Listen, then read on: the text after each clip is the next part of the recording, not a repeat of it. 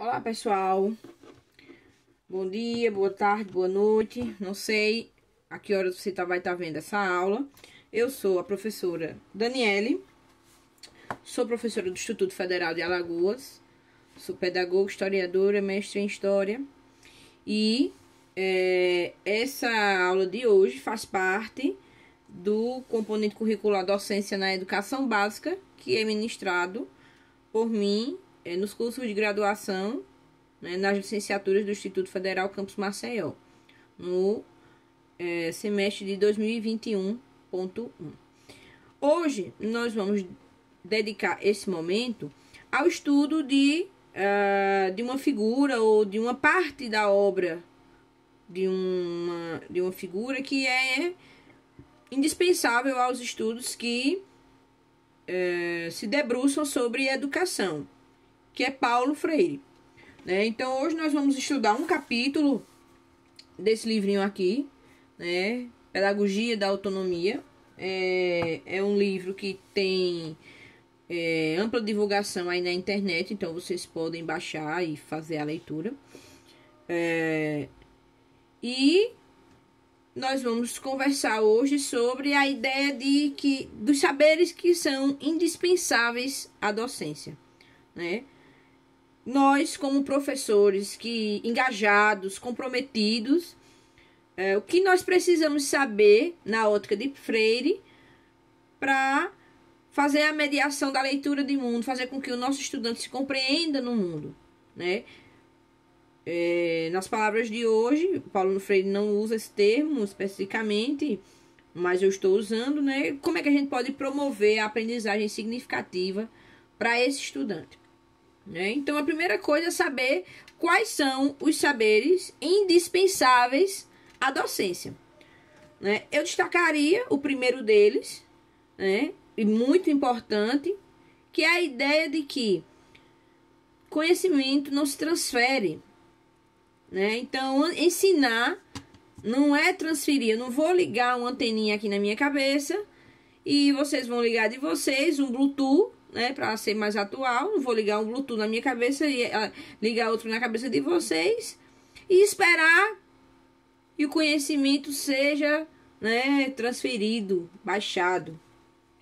Eu, enquanto professor, a minha função, enquanto docente, é criar possibilidades, criar pontes para que o conhecimento seja construído. Então, se eu falo que esse lápis é laranja, esse marca-texto é laranja, e você não compreende, eu vou pensar outras maneiras de ajudar você a compreender. Então, eu vou criar possibilidades para que você compreenda que esse marca-texto é laranja, certo? Uma outra coisa muito importante é a ideia de que, ao formar o sujeito, eu, enquanto professor, também me formo. Eu me formo, eu reformo a minha maneira de pensar. Inclusive, ele diz, eu separei uma citação bem bacana, Embora diferentes entre si, quem forma, se forma, reforma. E ao formar, quem é formado, forma-se e forma o formador. Quem ensina, aprende ao ensinar. E quem aprende, ensina ao aprender. Então, nós, ainda que sejamos sujeitos com mais experiências culturais, digamos assim, nós sempre vamos aprender com os nossos estudantes. Eles sempre têm algo a nos ensinar. Então, isso é um dos princípios, uma das premissas do trabalho de Paulo Freire. É a nossa consciência de que sempre podemos aprender. Que ele vai chamar de inacabamento. Então, nós, enquanto sujeitos inacabados, estamos aptos a sempre aprender. Somos sujeitos inacabados e somos sujeitos históricos. Ou seja, nós estamos situados historicamente. né? No mundo que nos rodeia, ele é marcado pelas perspectivas do seu tempo. Se nós pensarmos o papel das mulheres há 50 anos atrás na sociedade e o papel que as mulheres exercem hoje, são papéis diferentes, porque estão relacionados ao tempo e à cultura própria desse tempo, né? Para que os nossos estudantes compreendam isso, se compreendam como sujeitos históricos e compreendam que também são sujeitos inacabados, nós, enquanto professores, vamos ajudá-los a desenvolver o que Paulo Freire chama de curiosidade epistemológica, né? E o que seria essa curiosidade epistemológica? É a curiosidade com rigor. É a curiosidade que não acredita em qualquer coisa. É a curiosidade que rejeita o ensino bancário, né? O ensino tradicional, o ensino meramente técnico, sem reflexão. Então, Paulo Freire, e talvez por isso ele seja tão atacado, ele nos diz que nós, enquanto professores, precisamos instigar nos nossos estudantes a rebeldia, a indagação, a dúvida, a vontade de se aventurar, né? Então, são essas ideias que a gente precisa levar para a nossa sala de aula. E tudo isso se desenvolve a partir de alguns eixos ou de algumas outras ideias que Paulo Freire vai apresentando ao longo desse capítulo, né, que é o capítulo 1 do livro Pedagogia da Autonomia. A primeira ideia que ele aponta é a ideia da rigorosidade. Então, para pensar certo, né, que ele vai caracterizar como um pensamento fundamentado, um pensamento ético, eu preciso ter rigor. Ou seja, eu preciso conhecer daquilo que eu estou falando. Eu não posso sair falando qualquer coisa por aí, qualquer coisa que me der na telha. Eu preciso ter esse conhecimento fundamentado, né? Eu preciso propor o diálogo, compreender que o mundo é feito de diálogo, né? E que o conhecimento ele se constrói a partir do momento que nós indagamos, a partir do momento que nós pesquisamos. E aí vem a segunda ideia que eu chamaria a atenção, que é a ideia de que ensinar exige pesquisa, né?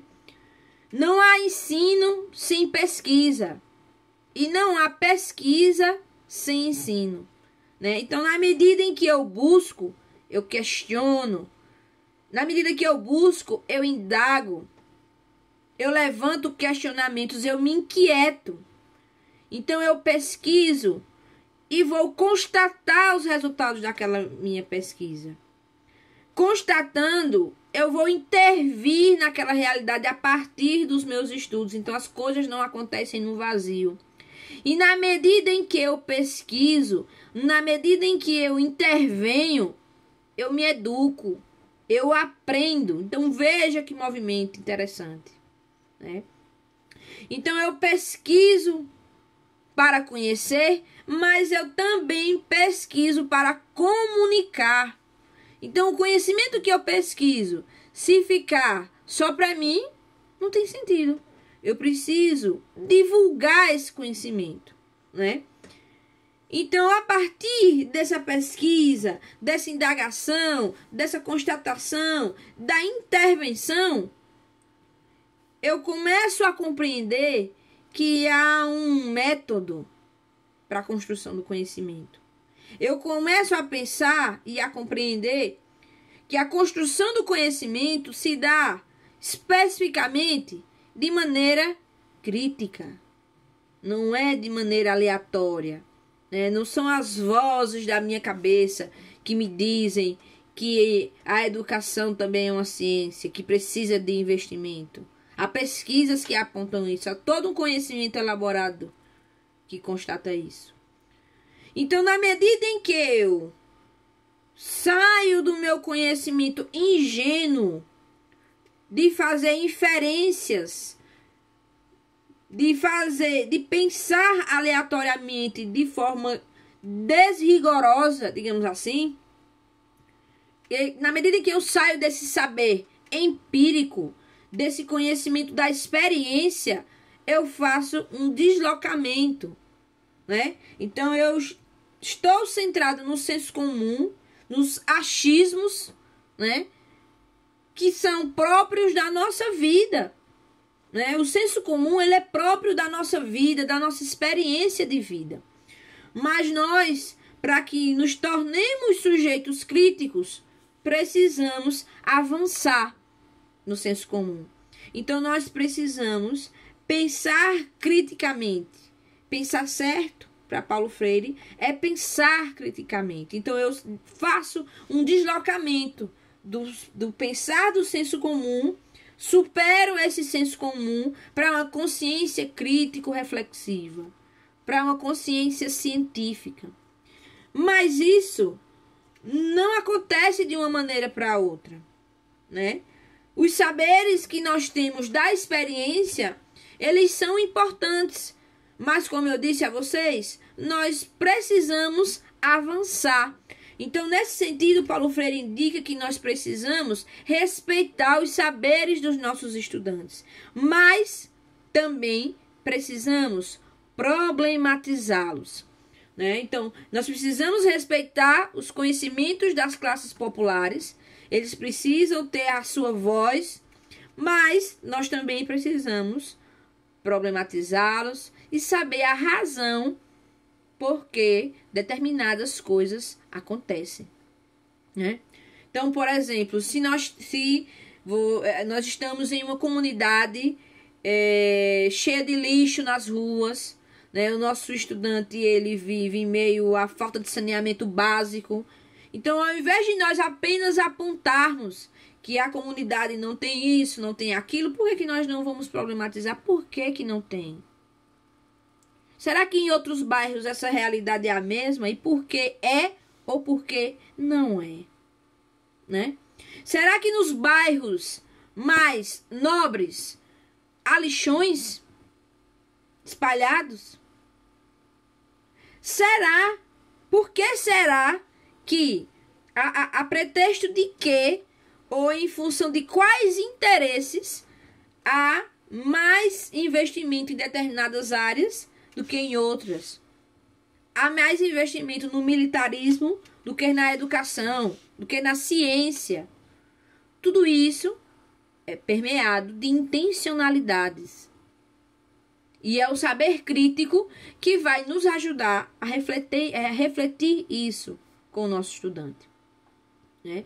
Então, nós precisamos discutir a realidade desse estudante. Nós precisamos fazer com que os conteúdos sejam íntimos dessa realidade. Sejam íntimos desse sujeito. Então, se eu for trabalhar a desigualdade, eu tenho um cabedal grande. Se eu for trabalhar ângulos, eu posso problematizar questões da comunidade. Se eu for trabalhar aspectos químicos, eu posso buscar na comunidade esses exemplos de problematização. Então, são perspectivas que, ao tempo em que respeitam os saberes dos educandos, problematizam, não apenas constatam, mas problematizam. Na sequência, Paulo Freire diz que todo esse conhecimento construído, ele precisa ser crítico, né? E como eu estou dizendo, nós não vamos sair imediatamente do saber ingênuo. Não há uma ruptura do saber ingênuo para um saber rigorosamente metódico, rigorosamente científico. Mas há uma superação. E há uma coisa que une esses saberes, que é a curiosidade. Então, a curiosidade do saber ingênuo ou do senso comum e a curiosidade do conhecimento, do pensar certo, como Paulo Freire aponta, é a essência do aprender. Mas nós vamos sair de uma curiosidade ingênua para uma curiosidade metódica, né? Ou melhor, uma curiosidade epistemológica. Além disso, né, precisamos compreender que o alicerce do pensar crítico é a indagação, né? A curiosidade, ela vem junto da indagação, vem junto da insatisfação. Então, na medida em que eu estou insatisfeita com determinado aspecto da minha realidade, eu passo a questioná-lo e problematizá-lo. É por isso que nós precisamos fomentar o questionamento. Nós precisamos fomentar a inquietação, né? Associado a isso, Paulo Freire diz que ensinar exige ética e estética. Então, eu não posso dizer ao meu estudante que a sociedade é assim, que as desigualdades são assim, por obra divina e não por obra de interesses de homens e mulheres, de poderes, né? Ensinar vai nos exigir, a prática educativa em si vai nos exigir rigor ético. Rigor ético. E não é ético aceitarmos as desigualdades. Não é ético cercear o estudante no seu direito de fala. Se nós somos capazes de pensar, nós somos capazes de valorar, nós somos capazes de intervir, nós somos capazes de escolher e decidir, então toda a nossa atuação enquanto docente não pode fugir à ética, não pode fugir ao respeito ao estudante. Não pode fugir ao movimento de fomento à problematização, à criticidade. Transformar a experiência mecânica da educação em uma experiência crítica. Esse é um dos nossos objetivos. Se nós continuamos a praticar um ensino mecanicista, nós vamos negligenciar a capacidade de formação moral do sujeito. Nós vamos abandonar esse sujeito, nós vamos afastá-lo do exercício formativo inerente aos princípios éticos. Nós precisamos lembrar que muitas vezes nós somos o único referencial ético que esses estudantes têm. Nós não conhecemos a realidade deles. Por isso que nós precisamos compreender a realidade desse estudante, respeitar a forma como ele pensa e a forma como ele vê o mundo e fazer com que ele perceba a necessidade de compreender esse mundo criticamente, né? Não é, por exemplo, aceitar práticas machistas, aceitar práticas racistas com o argumento de que esse é o conhecimento do estudante. Não, isso não é o conhecimento do estudante. Isso é a ausência de respeito e de ética, que nós precisamos ajudar esse estudante a perceber a necessidade de fomento dessas ideias, né? Mas para isso, nós precisamos ser coerentes, estudar, nos aprofundar. Nenhuma compreensão ou nenhum pensamento certo e ético se dá com suposições rasas, com ideias que não se sustentam. Por isso que nós precisamos de aprofundamento. E esse aprofundamento, ele vai acontecer também pela ideia do fazer. Então, Paulo Freire aponta que ensinar exige corporeificação das palavras pelo exemplo. E o que é que significa isso, professora? Significa que pensar certo é fazer certo. Significa que nós precisamos sermos coerentes. Nós precisamos ser coerentes. Não há pensar certo fora da prática do testemunho.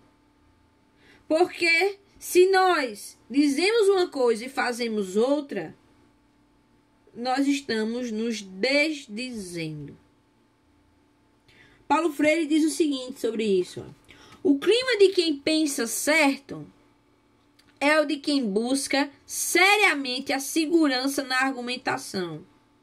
É o de quem, discordando do seu oponente, não tem por que ir contra ele ou contra ele nutrir raiva desmedida, bem maior às vezes do que a razão da discordância, né? Então eu não posso falar em respeito, eu não posso falar em democracia se nos meus atos eu não sou um democrata. Eu não posso falar em combate a discriminações se nos meus atos eu discrimino. E aí a gente já segue para o próximo tópico, que é justamente ensinar exige risco, aceitação do novo e rejeição a qualquer forma de discriminação. Então veja, sendo éticos, nós corremos o risco da aceitação do novo, porque é novo, ou rejeição do velho, porque é velho. Paulo Freire diz que nós precisamos estar atentos a todo tempo, porque ser ético exige vigilância constante. Vigilância constante, porque a todo tempo nós seremos impelidos a praticar uma transgressão da ética, né? Então, a todo tempo nós precisamos estar vigilantes às nossas atitudes, às atitudes das pessoas que nos rodeiam. Eu não posso ser ético se eu discrimino. Eu não posso ser democrata se eu defendo quem menospreza as mulheres, se eu defendo quem menospreza os negros, quem pratica racismo, quem defende a morte, quem defende quem atua contra as religiões afro. Jamais eu vou ser um professor democrata se eu defendo quem discrimina.